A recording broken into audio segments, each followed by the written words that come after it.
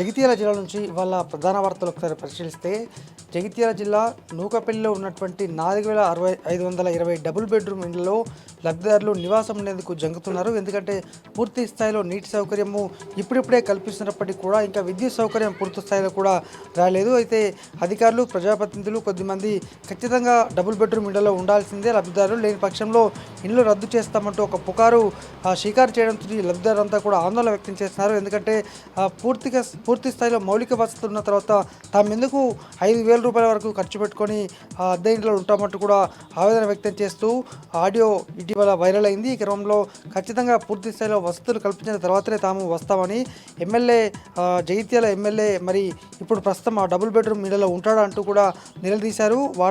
ఆయా సంబంధిత double bedroom ఉన్నటువంటి వాట్సాప్ గ్రూపులో మరి పూర్తి స్థాయి వసతులు అయితే కల్పించాలని సందర్భంగా ఈ సంబంధిత డబుల్ బెడ్రూమ్ ఇళ్ల లబ్ధిదారులు అయితే డిమాండ్ చేస్తున్నారు.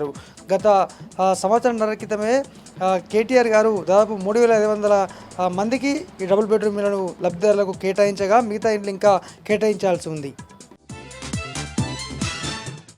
మరొక వార్త, ఇటు కోరుట్ల ఎమ్మెల్యే డాక్టర్ కల్వకుంట్ల సంజయ్ ఇవాళ మిషన్ భగీరథ అధికారులతో రివ్యూ నిర్వహించారు. ఈ సందర్భంగా మిషన్ భగీరథ నీరు తక్షణమే ప్రతి గ్రామానికి కూడా అందజేయాలి. ఎందుకంటే ఎండాకాలం దృష్ట్యా ఇబ్రహీంపట్నం మల్లాపూర్ మండలంలో ఉన్న డబ్బా గ్రామంలో ఈ మిషన్ భగీరథ ప్రధానమైనటువంటి ట్యాంకర్ ఉంది. అక్కడి నుంచే జిల్లా వ్యాప్తంగా కూడా నీటి సరఫరా కొనసాగుతుంది. అయితే ఎండాకాలం ఎటువంటి నీటి సమస్య తలెత్తకుండా ఖచ్చితంగా అందరికీ ప్రతి ఇంటింటికి కూడా కొరుట్ల నియోజకవర్గ వ్యాప్తంగా కూడా నీరందించాలని కోరారు. అలాగే ఈ మిషన్ భగీరథ పంపు ఆపరేటర్లకు గత 3 నెలలుగా జీతాలు అందట్లేదనే అంశం దృష్టికి రాగా ఖచ్చితంగా వారికి జీతాలు తక్షణమే చెల్లించాలని ఈ సందర్భంగా ఉన్నతాధికారులకైతే డాక్టర్ కల్వకుంట్ల సంజయ్ నివేదించారు.